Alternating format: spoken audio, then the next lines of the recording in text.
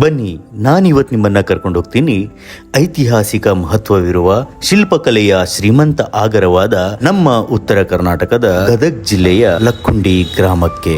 ಈ ಗ್ರಾಮಕ್ಕೆ ಪುರಾಣದಲ್ಲಿ ಲೋಹಕಾಂಡಪುರ ಎಂಬ ಹೆಸರಿದೆ. ಲಕ್ಷ ಕುಂಡಲಿಗಳನ್ನು ಹಾಕಿ ಯಾಗ ಮಾಡಿದ ಸ್ಥಳ ಇದು ಎಂದು ಈ ಕೃತಪುರ ಮಹಾತ್ಮೆಯಲ್ಲಿ ಹೇಳಲಾಗಿದೆ. ಸ್ವಯಂ ಆ ಪ್ರಭು ಶ್ರೀರಾಮಚಂದ್ರರೇ ಲಕ್ಕುಂಡಿಯನ್ನು ಅಗ್ರಹಾರಕ್ಕಾಗಿ ದಾನ ಕೊಟ್ಟಿದ್ದಾಗಿ ಹೇಳಲಾಗಿದೆ. ಹೊಯ್ಸಳರ ಉಪರಾಜಧಾನಿಯಾಗಿ ಈ ಊರು ಮೆರೆದಿತ್ತು ಎಂಬುದು ಈ ಊರಿನ ಮತ್ತೊಂದು ವಿಶೇಷತೆ.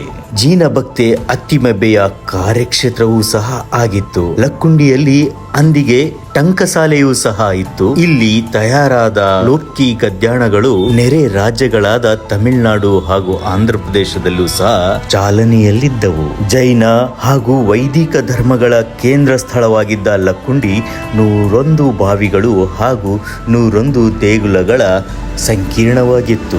ಲಕ್ಕಿ ಗಿಡಗಳು ಯಥೇಚ್ಛವಾಗಿ ಬೆಳೆಯುತ್ತಿದ್ದ ತಗ್ಗು ಪ್ರದೇಶ ಇದಾಗಿದ್ದರಿಂದ ಈ ಊರಿಗೆ ಲಕ್ಕುಂಡಿ ಎಂಬ ಹೆಸರು ಬಂತು.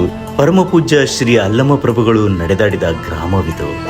ಈ ಮಣ್ಣಿನ ಕಣವು ಸಹ ಲಕ್ಕುಂಡಿಯಷ್ಟೇ ಅಲ್ಲ, ಕರುನಾಡಿನ ಆ ಕಾಲದ ಗತವೈಭವವನ್ನು ಹೇಳುತ್ತದೆ. ಬನ್ನಿ, ನೀವು ಸಹ ಈ ಸಮೃದ್ಧವಾದ ಶಿಲ್ಪಕಲೆಯಿಂದ ಕೂಡಿದ ಈ ಗ್ರಾಮಕ್ಕೆ ಒಮ್ಮೆ ಭೇಟಿ ಕೊಡಿ.